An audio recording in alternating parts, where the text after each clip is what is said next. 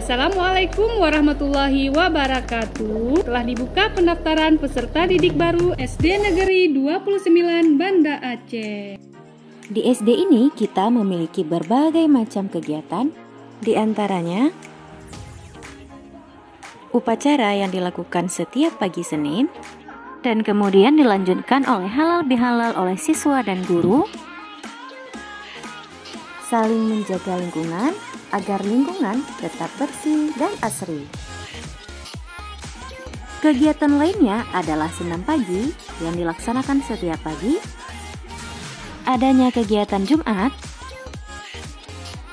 kegiatan literasi di halaman sekolah.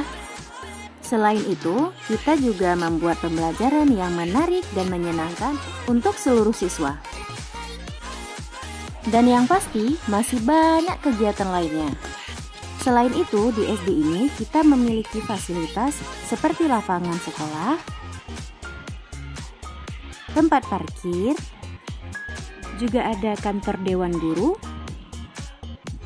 ruang kepala sekolah, yang di dalamnya kita bisa melihat berbagai macam piala prestasi siswa-siswi SD Negeri 29 Banda Aceh. Pada sisi barat sekolah, kita memiliki ruang PKG, ruang olahraga, toilet umum, ruang unit kesehatan sekolah,